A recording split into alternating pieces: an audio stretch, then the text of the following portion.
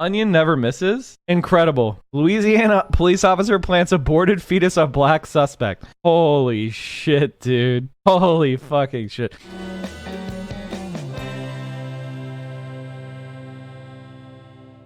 Do you guys remember last year there was a cop that brutalized an ex-cop some old lady for like accidentally shoplifting like $11 of stuff? She had dementia. You guys remember this? Well, he got fired, and now finally he's going to prison. He's going to fucking prison. Now being convicted because of his arrest. He decided to arrest a woman with dementia and did it violently, then joked about how he basically broke her arm. All right, here's a video. Let's fucking go.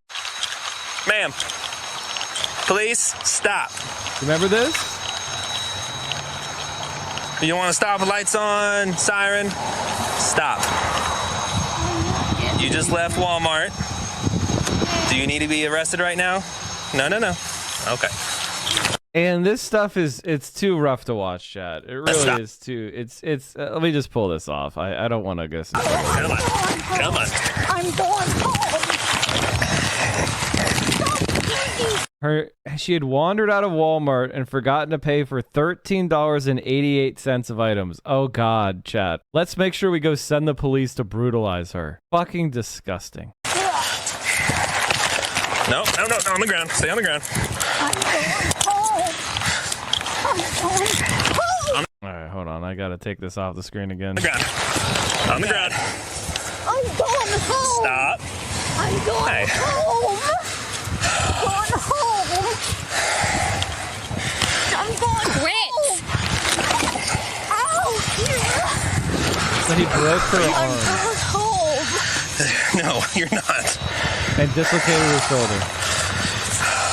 They hogtied her. Again, $13 of an accident. That could happen to anyone. Just the other day, I was going to a store and I walked away from my cart and I grabbed a pair of socks or something, you know, and I stuck it in my pocket of my jacket because I was going to get like some other items, and then I put the items in the cart and I checked everything out. I walked out, and when I got home, when I went to take my jacket off, I realized, oh shit, I had a pack of socks. Oh my God.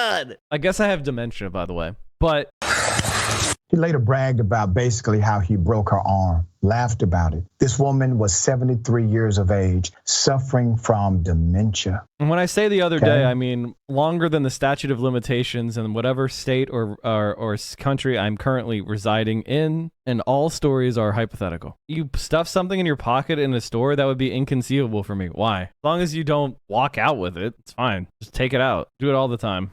I know she was terrified when this was happening to her. Point. Have you ever, here's another example. Have you ever gone to the grocery store and put like soda or water underneath the cart or dog food or anything, and then checked everything out and forgot it was down there and just walked out? You know what I'm talking about? You know what I'm talking about? Here, I'll give you an example. This is what I'm talking about. Sometimes it's A-okay to take bottled water from major grocery chains. Self-checkout is a wonderland that heals your heart. when you keep secrets at the bottom of your shopping cart. When it's ignored by the bored teenager in a vest. His name is Tyler, he's a senior and he's the best. You would agree that sometimes you gotta steal from corporations. It's your civil obligation.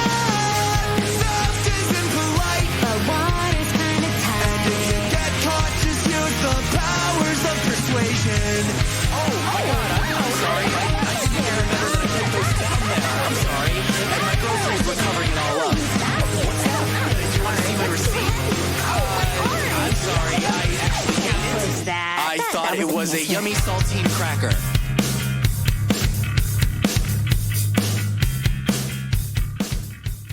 No, stealing is bad. That's right. What I always say. You can't take a job that'll make you sell the very soul that you have. Where is your humanity? Don't you have a mother, a grandmother, an aunt, somebody who cared for you? ShopRite has scanners for the bottom of the carts exactly for this purpose. So the cop has now like what? It scans been as you move sentenced your to cart? 5 years in prison. All right. Let's put up the picture. Let's put his mug shot up. That's the only picture he deserves to have here.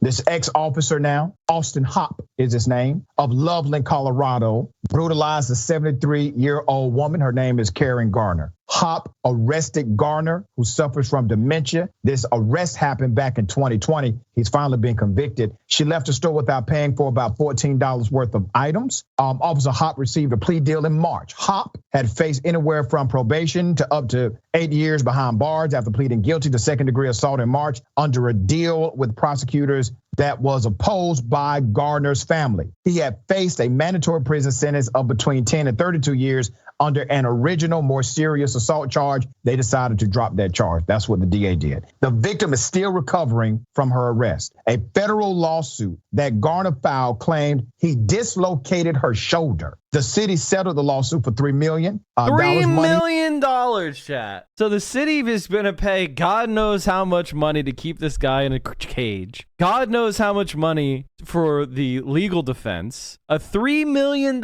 settlement to the family. Just absolutely insane. Which her family has said will pay for the around-the-clock care she has required after her condition deteriorated following her arrest. The cop joked and laughed after the arrest, telling colleagues to listen for the pop sound on the elderly woman's arm. Here it is. How do you think that went? Well, that went great. You do? Did you know?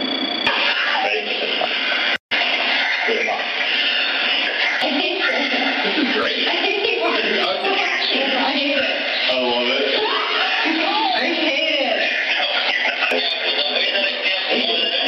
it. Fist bumped. Culture. Joe Biden wants you to know that, don't worry, by voting for him, he'll increase police funding. He'll give them more vacations. They'll retire 1 year earlier, thanks to Joseph Robinette Biden. The annual costs for big police departments are out there. NYPD spends $300 million a year in settlements. That's a 73-year-old woman. You think that's funny? Nobody said that. You know, I know some gangsters. They've been gang banging since they were kids. They would have more morals than this cop.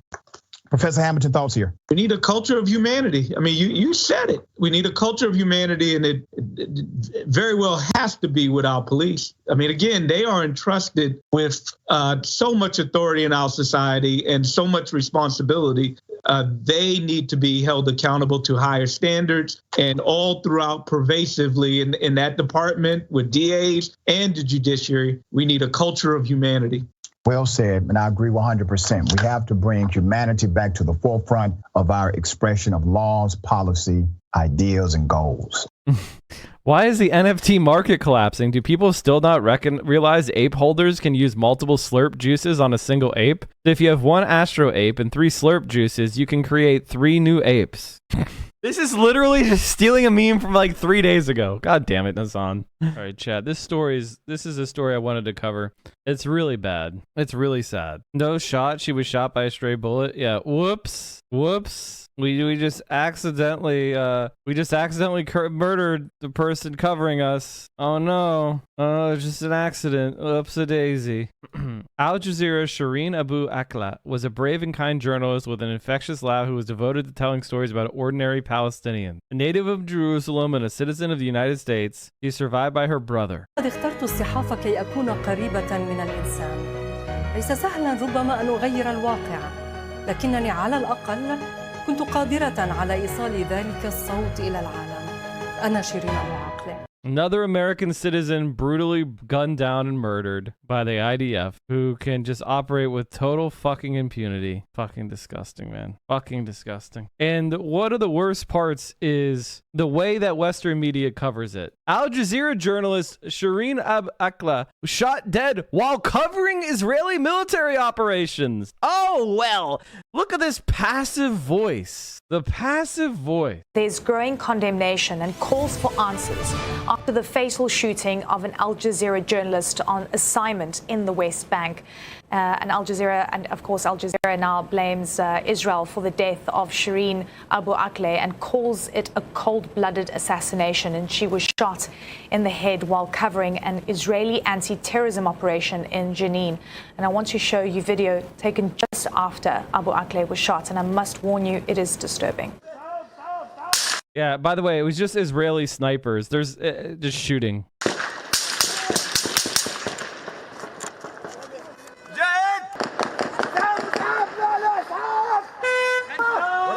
Can't show it to you, chat, because she's face down in the Hadas street. Gold covering the story for us from They're all marked Jerusalem. with press. Hadas. There's nobody around with weapons. They're all marked with press vests. She's face down in the street. It's disgusting. It is a very sad day. I want you to give me a bit of information of what we know with regards to the investigation, and importantly, what is Israel saying about the shooting? Yeah, Eleni, it's so terrible because, as you can see from that disturbing video, Shireen, who is a veteran correspondent for Al Jazeera, so well known across the world and so well known to the journalistic community here, was very clearly wearing a protective vest that says press across of it and protective gear. This is the protective gear we know so many journalists wear when they're going out to report in the field. What we know is that she was shot this morning, as you said, as she was reporting on Israeli military operations in the West Bank town of Jenin. This is a place where the Israeli military has often been carrying out what they say are counterterrorism operations. They say in response to a series of attacks that have targeted Israelis. They say that several of those attackers have come from the Jenin. Of course, we got to give every fucking lie from Israel, who's the IDF puts on a non-stop stream of lies, but they understand that those lies will be repeated until the story falls off of people's attention. Don't even report what the IDF says. Never report it. It's worthless. Area. In addition to Shireen being shot, her producer, Ali Al-Samoudi, was also shot in the back. He is in stable condition, though. I want to play a video for you of what her producer, Ali Al-Samoudi, says happened this morning. Take a listen. We were going in to film the army operation. Suddenly, one of them shot at us. They didn't tell us to leave. They didn't tell us to stop. They shot us. The first bullet hit me. The second bullet hit Shireen. They killed her with cold blood because they are killers specialized in the killing of Palestinians. They are claiming Palestinians killed her. There were no resistant groups near us. If the resistance was there, we wouldn't go to that area. Now, Al Jazeera has placed the blame squarely on Israeli security forces, calling on the international community to condemn and hold the Israeli forces, occupation forces, accountable for deliberately targeting and killing our colleague Shireen Abu Akleh. Now, the Israeli military said that while they were conducting this counterterrorism operation, they came under heavy fire and returned fire. Initially, they brought up the possibility, they said that they were investigating whether she was shot by what they said was indiscriminate Palestinian gunfire. In the most recent statement from the IDF chief of staff, changed their story, but they left the lie up? Oh, they changed their story, but they left their lie up. What a surprise! This morning in Jenin, terrorists heard saying they hit one. They've hit a soldier. He's laying on the ground. But no IDF soldier was injured in Jenin. Palestinian terrorists firing indiscriminately are likely to have hit. Fucking disgusting. Where's the misinformation? That was my very first thought, but it's not going to stop the entire world from blaming the IDF anyway. Fucking vile. Fucking vile. Disgusting. Kochavi, he says at this stage it is not possible to determine from which shot she was hit, and he expresses regret for her death. He says in order to get to the truth, they have set up a special team that will clarify the facts and present them in full as soon as possible. Now, the Israeli Prime Minister Naftali Bennett issued a statement earlier this morning which says, in part, according to the information we've gathered, he says it appears likely that armed Palestinians who were indiscriminately firing at the time were responsible for the unfortunate death of the journalist. He went on to say that Israel calls on the Palestinians to conduct a joint pathological analysis and investigation, which would be based, he says, on all the existing documentation and findings in order to get to the truth. He says that so far the Palestinians have refused this offer. So clearly there's a bit of a finger pointing going on right now, but this is a tragic, horrific death, Eleni. It's unnecessary, especially as it's a correspondent who was just doing her job, so clearly identified as a member of the press while trying to cover this such important news that is going on over here. Eleni. Born in Jerusalem in 1971, Abu Akleh, who was a Christian, initially studied architecture before switching to journalism at Yarmouk University in Jordan. After graduating, she returned to Palestine and worked for several media outlets, including Voice of Palestine Radio and Amman Satellite Channel. She joined Al Jazeera Media Network a year late after it was launched in 1996 as one of the Qatar-based Arab language network's first field correspondents, and gained fame for her coverage of the Second Palestinian Intifada in 2000. I chose journalism to be close to people. It might not be easy to change the reality, but at least I could bring bring their voice to the world.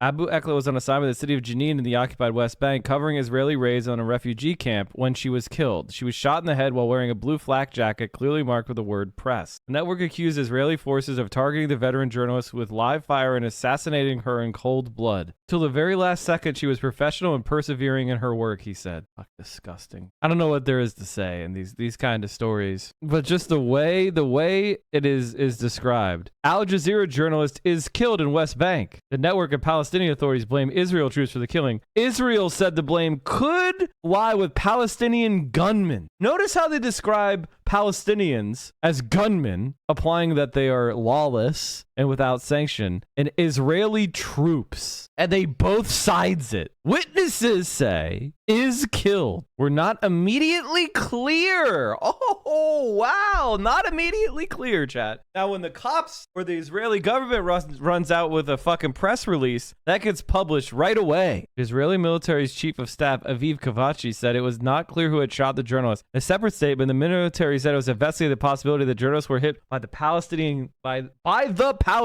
gunman. Just made up, just whole hog. Fucking disgusting.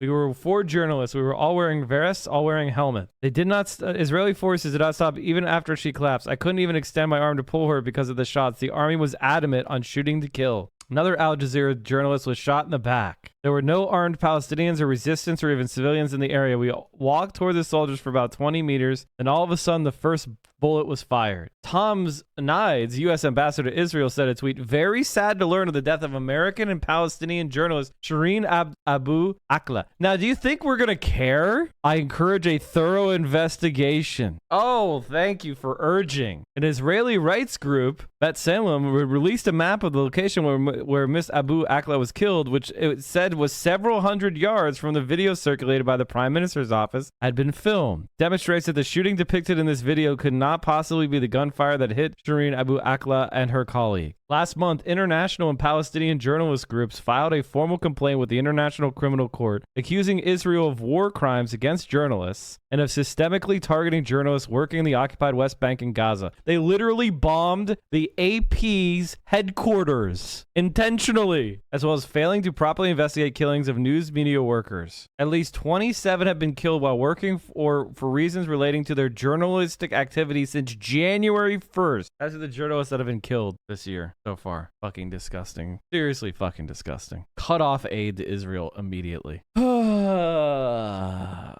Well, chat, have a piece of candy. Because this is the shit you're going to be seeing. Today, hundreds of pro-abortion folks showed up to counter clinic harassers. You could see the horrifying truth of what anti-abortion extremists really think when one says, your body is mine. Say, not the church, not the state, the people most I'm the people. I'm the people. I am the people. The people have decided. The court has decided. You lose. You have no choice. Not your body, not your choice. Your body is mine, and you're having my baby.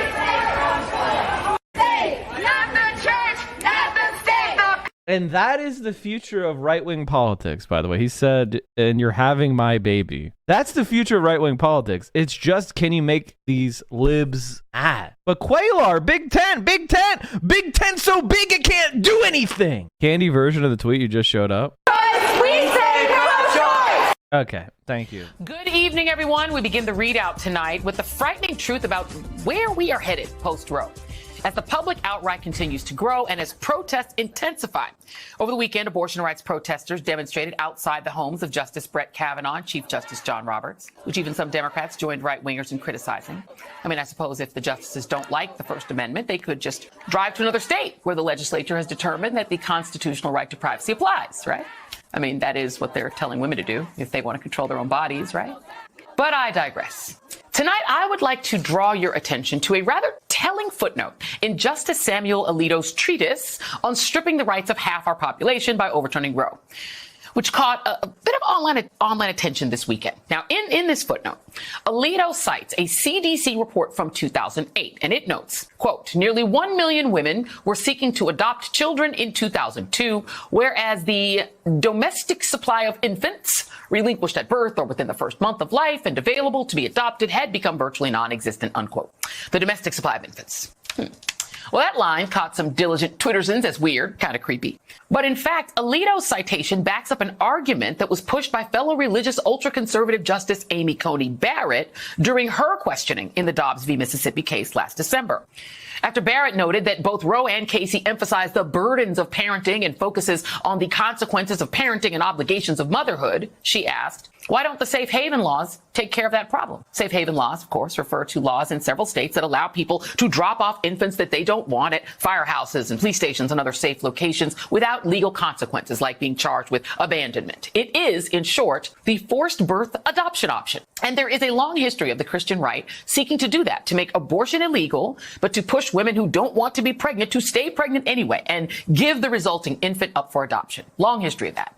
And of pushing evangelicals to have big families and to adopt en masse. Take the Betsy DeVos-funded Bethany Christian Services, scrutinized for allegedly trying to resettle migrant children who arrived in the U.S. unaccompanied or who were stolen from their parents by the Trump administration's child separation policy to put them into Christian adoptive homes, something the organization vehemently denied. Less in doubt, the recent case in March of this year of Matt Shea, a far-right former Washington state representative who was accused of domestic terrorism in relation to allegedly helping to plan the 2016 Bundy Ranch standoff with the federal government in the state of Nevada. Remember that? Well, he was in Poland in March trying to secure adoptions for more than 60 Ukrainian children that he arrived with from across the border. Now, of course, shutting down Roe would increase the number of domestic available children, overlooking the fact that using women against their will as incubators for adoptive families is literally the basis of The Handmaid's Tale. There's also Alito's other fixation on what was and wasn't legal during the 19th century. He notes that by the time the 14th Amendment was ratified in 1868, 3/4 of states had made abortion a crime. And in yet another footnote, he writes in relation to Massachusetts' now defunct 1845 law. Case law, he said, held that abortion was allowed when, according to the judgment of physicians in the relevant community, the procedure was necessary to preserve the woman's life or her physical or emotional health. Now, it is telling that Alito notes the timing of the 14th Amendment because when citing the legality of abortion for the physical and emotional health of women, that could only have meant certain women. Because in 1845, enslaved women had no protection under law and were not treated as citizens or really even as people. It was indeed the 14th Amendment that granted, at least on paper, citizenship and rights to the formerly enslaved, women for whom the reality of abortion had a very different significance in bondage. The College of Charleston notes that enslaved women knew that enslavers valued and depended upon their ability to bear children and to increase the slave population. With this understanding, enslaved women participated in acts of resistance specific to the labor demanded of them, from avoiding sexual intercourse to terminating pregnancy to taking the lives of their own infants. That includes the very real tragedy of Margaret Garner, who took the life of her own daughter rather than subject her to the horrors of slavery. That story is the inspiration behind Toni Morrison's Beloved, which goes a long way toward explaining this big push to ban that book in schools and libraries. And as the ACLU points out, just like slavery, maximizing wealth and consolidating power motivated the anti-abortion enterprise. Republican politicians, meanwhile, are making clear that they are not finished trying to consolidate power by not just simply overturning Roe. They're making clear that they would like to go further. And Mississippi Governor Tate Reeves evaded all sorts of questions this weekend while refusing to rule out banning contraception, while Senate Minority Leader Mitch McConnell said a national abortion ban would be possible if Roe is overturned. Joining me now is Anthea Butler, chair of the Religious Studies Department at the University of Pennsylvania and author of White Evangelical Racism, The Politics of Morality in America. and former RNC chair Michael Steele, who is an MSNBC political analyst. Thank you both for being here. Anthea, I do want to start with you, because I went into a very deep wormhole about the history of enslaved women and abortion over the weekend. And the reality is it was an act of resistance, and it was also an act of desperation for a lot of women who would take roots, things that were passed down to them, their knowledge from from the continent, from Africa, that their mothers and foremothers knew about, certain herbs you could take to abort. And they did it because slavery was worse than death. And I know that the anti-education Republicans would like to sort of portray slavery as this benign institution that wasn't so bad. The people would rather die, would rather have their children die, and would abort on their own to stop creating more product, more available domestic supply of children. What do you make of this fixation that Samuel Alito has with that era? But in his mind, that 19th century era was the good old days. Well, for Samuel Alito, I'm pretty sure that he would like to be able to sell babies again if he possibly could. But let's take it back for a minute and talk about the 19th century, because I think this is really important to part of what's going on. This idea about family and the way that family gets constructed for evangelicals really starts in the 19th century post-Reconstruction period, where the deification of white women and the protection of white women comes out of a fear of rape by Black men. And we know that this is a lie. But on the other hand, I think what's important here is to say two things. Number one, Black women were never afforded these kinds of protections. Wait, so they're trying to make it illegal on a federal level, so then it's not really about states' rights? States' rights is what you say if you think you could tactically use it to advance what you actually believe good policy is. No one who's not a fucking dope believes in states' rights. States are not people. They don't have a right. They are an institution. Rights are held by individuals or collections of individuals, not a fucking bureaucratic structure. It's fucking stupid. Always in peril, and their children were always in peril, and their children could be sold from them at any particular time. So it's no surprise that they would want to have their children not grow up in slavery and take their own lives instead of letting their children be sold by a slave master. That's number one. But let me put a finer point on it, because you showed a picture of a plantation. I'm not sure that everybody knows where that plantation is. It's called Oak Alley in Louisiana. When I visited that plantation, the reason why I recognize this picture is because it's a very arresting one. The oaks go all the way up to the plantation. You get a list of the slaves on the back porch of that plantation, and many of those slaves were mulattoes. How did they get there? It was because of rape by the white slave masters. So I think that this whole thing that Alito is alluding to in this document is about two things. Number one, wanting to make sure that the white personhood of babies is preserved. That's number one, and that they will be protected. And number two, that there are going to be enough children so that if you want to cross-racially adopt, you can adopt. And that doesn't matter if somebody has a baby and you're not able to get an abortion. And listen, Michael Steele, my friend, here's the challenge. If you go back and you read, the Old Testament of the Bible, or which is the same as, reading the Jewish Bible, the Torah, these traditions, all the Abrahamic traditions, they all share books. They share Abrahamic storylines and characters and et cetera. The idea of a handmaid is in there.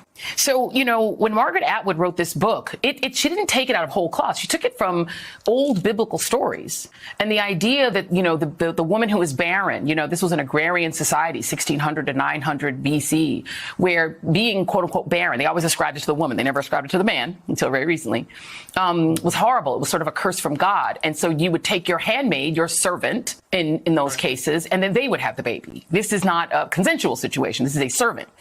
I feel like trying to ground American law in that kind of not even New Testament Christianity, but Old Testament Christianity, that is a frightening start. And it doesn't end with just abortion. You now have Mississippi, Tate Reeves, the governor there on State of the Union, sort of, they may be on trying to ban Plan B and IUDs. That may be next, because a lot of these same evangelicals believe those things are abortifacients. Marsha Blackburn opposing the Griswold decision. That's the one about contraception. So they're saying that's also wrong. Yeah, and so if you use contraceptives, whether you're married or unmarried, they might try to ban them. And the most effective forms of birth control are the long-term reversible birth control. So we're talking about Norplants. We're talking about IUDs. We're talking about stuff like that. They're going to ban them. They say they are abortions. It doesn't matter if there's no scientific evidence whatsoever to support that position. That's what they're going to do. Hi, Mike. Did we cover the group Jane's Revenge claiming responsibility for the firebombing? Oh? Decided.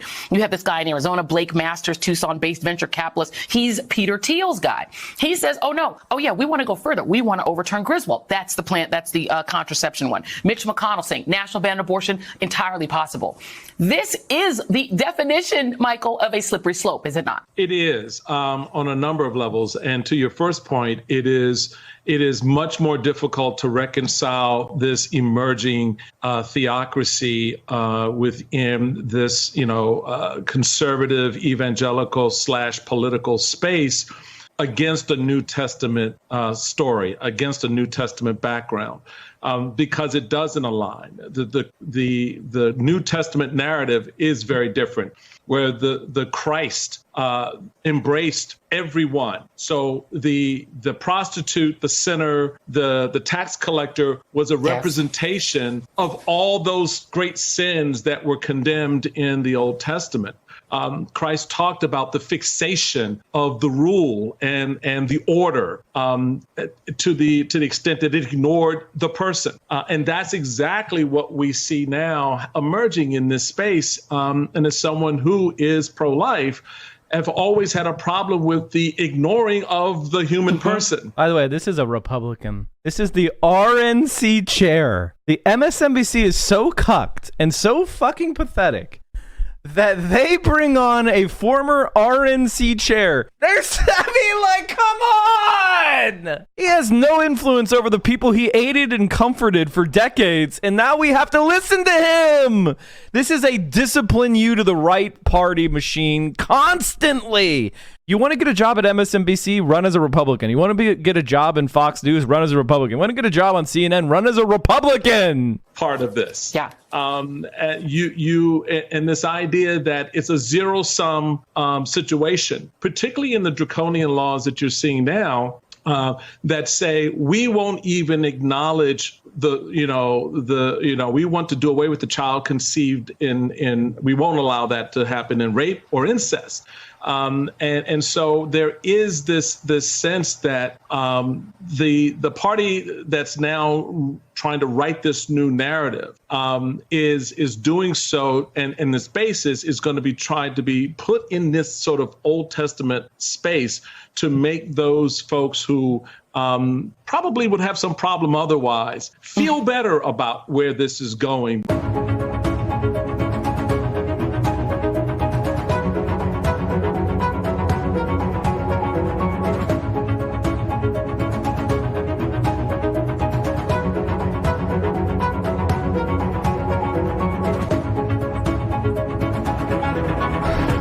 Empty in between, thanks to the tier 1. We have the worst media outlets in the fucking planet.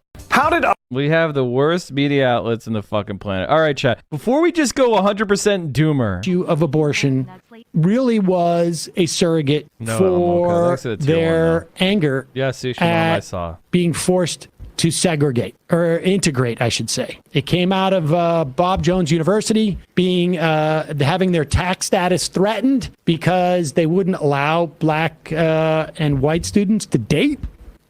So just know, their capacity to justify all of this is infinite. I give you Governor Asa Hutchinson, who is just beside himself with how hard it's going to be for victims of rape. Governor, I want to go back to my question about those women. What would you say to those women who seek an abortion, who don't have the money to travel, who don't have the money to raise a child? What would you say to them? Well, first of all, again, that's where your heart goes out to them. I've had to deal with those very difficult circumstances of rape and incest as governor, and it's difficult.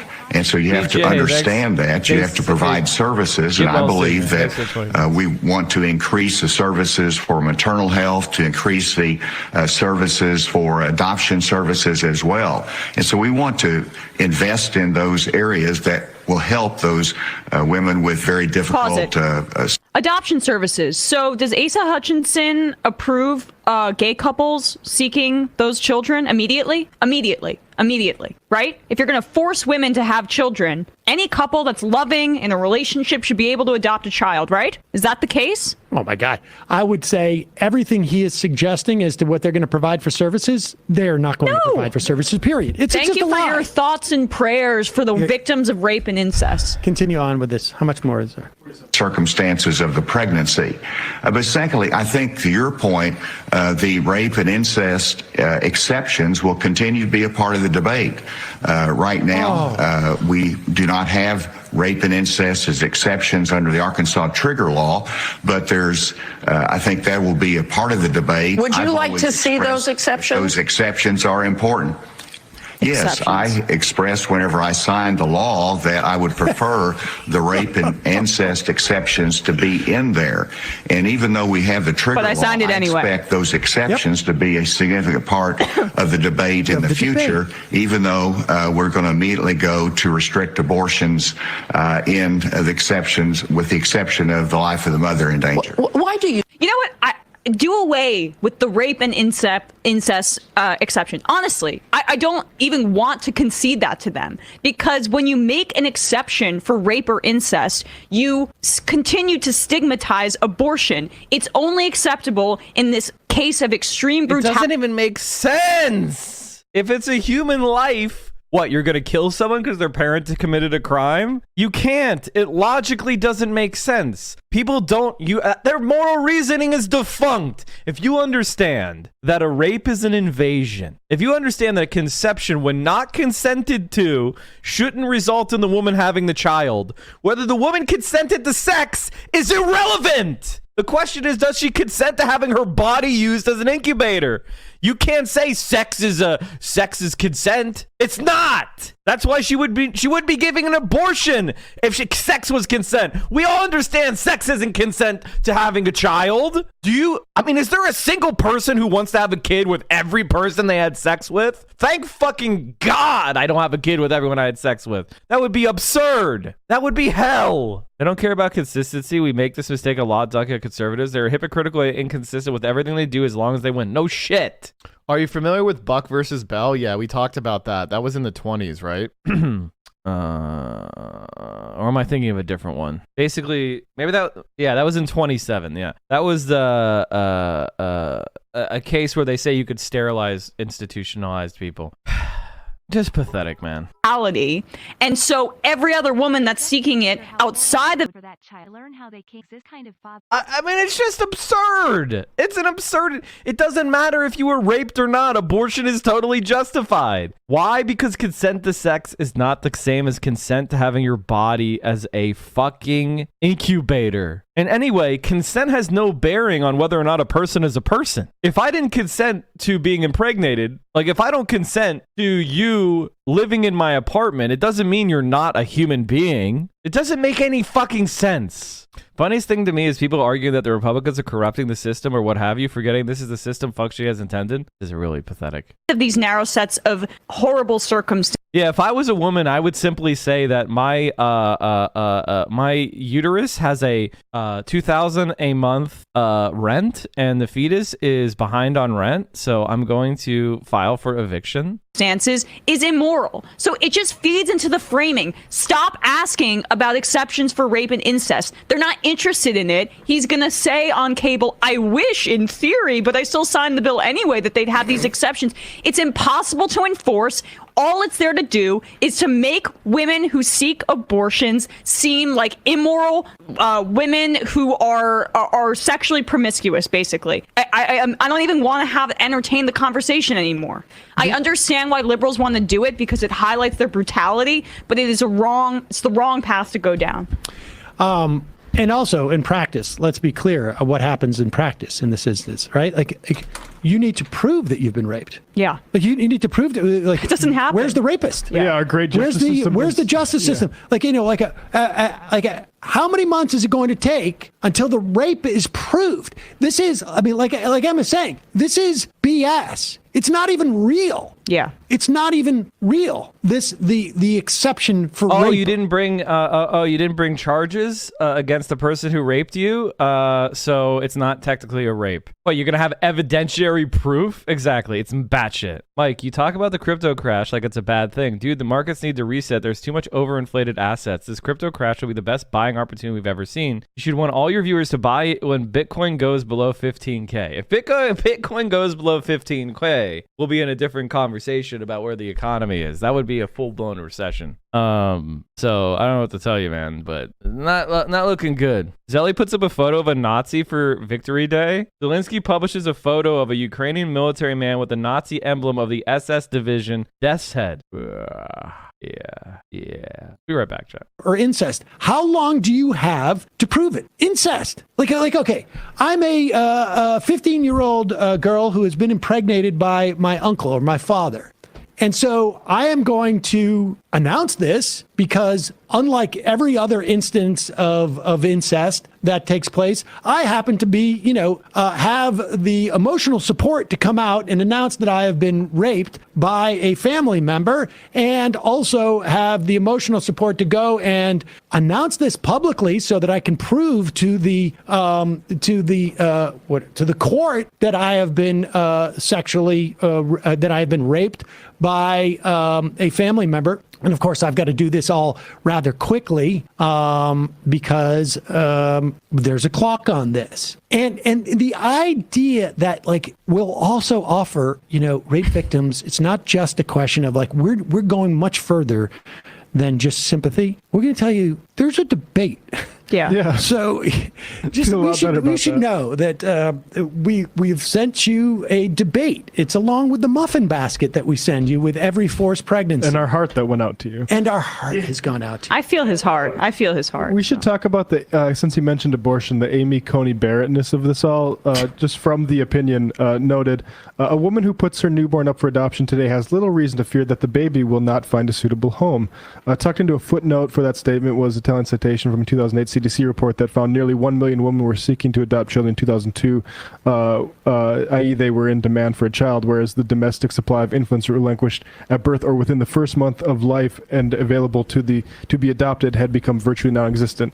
And apparently, that's consistent with judgments passed by Coney Barrett before. And I was talking to people that really freaks people out. I think that should be emphasized a little bit more, that part of this is they're trying to make people carry their pregnancies to term so they can give them up for adoption. There's, I read a great thread on this, and I'll talk about this later, but we have seen examples in this country of immigrant children during the Trump administration stolen from their parents and given to basically religious fundamentalists. I mean, I know it's hyperbole, and I know there's a lot of criticism to be using Handmaid's Tale references, but not every piece of fiction is necessarily exactly the way it plays out in reality. But I got news for you. The structure of this is going to be very, very similar. When they pass that ban, which is only contingent upon them having the same majority that Democrats had when they passed the ACA for 2 years. Democrats get that majority. They pass a necessary but insufficient healthcare reform bill.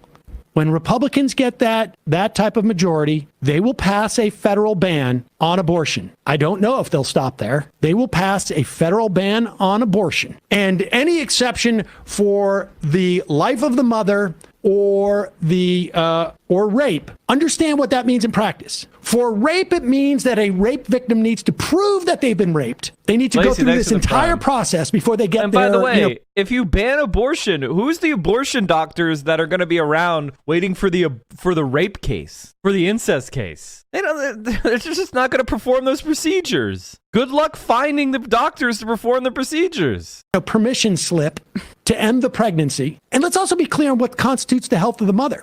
You heard Tate Reeves, is that his name, from Mississippi, say, we're going to pass this ban. We're not going to lock up any doctors because they're going to know not to perform an abortion because we did it.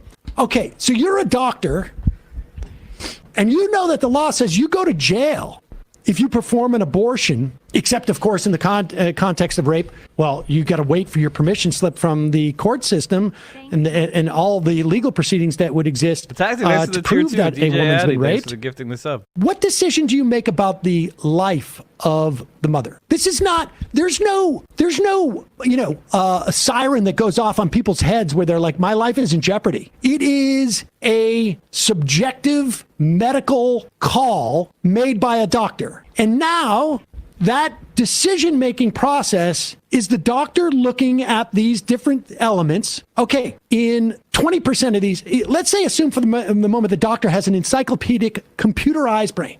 20% of these situations, the mother dies. Is that sufficient? 30%, 40%, 50%, 8%, 2%. Where's the cutoff? Now, of course, the doctor has to make this subjective determination. On one hand, now it is, we need to terminate this pregnancy. And I'm weighing your life, which I think there's a 20% chance, 8% chance, 40% chance, 60% chance that you will die if we do not terminate this pregnancy, against this life of the fetus. And my fear that I'll be targeted. Well, now that's the way it is today. But in a matter of months, that doctor, if women are given the opportunity to have an abortion, if it means their life, that doctor now has to add one more element into that. Do I want to go to jail for a year or 2 or 3 or 10 or whatever? And to think that that's not going to weigh in their decision-making process. I mean, this has all been so theoretical and hypothetical that people have really not worked through the way this is going to work out. It's going to be, no one in this country really has a sense, I think, of what this is going to really be like. And I will tell you, abortion was not a constitutional right prior to 1973. This time around, it is going to be these bans are going to be far more onerous because there is a massive political incentive for these right-wingers to hold up, basically scalps in this instance. It is going to be very, very different. Dinesh, if heart surgery was illegal, would doctors still do it? Some would. Yeah, maybe.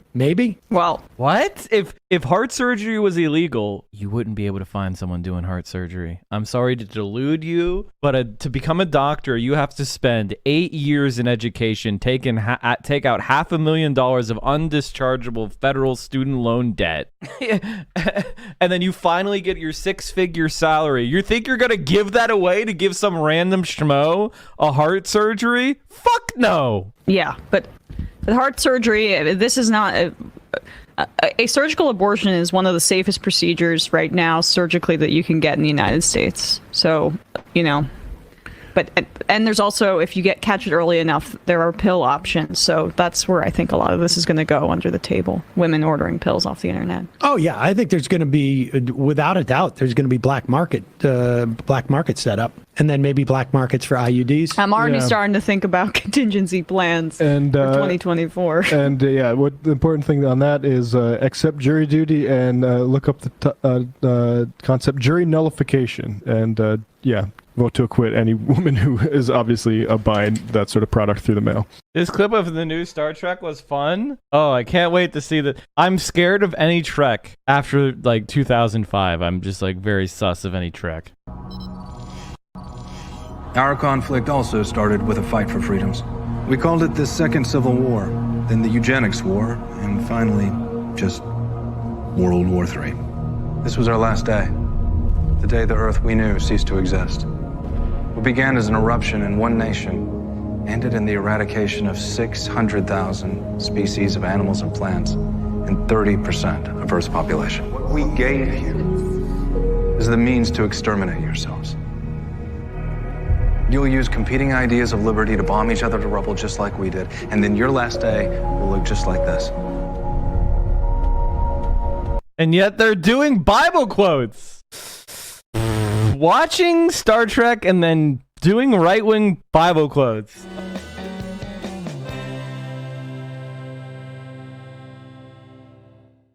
You have an obligation to like, comment, and subscribe.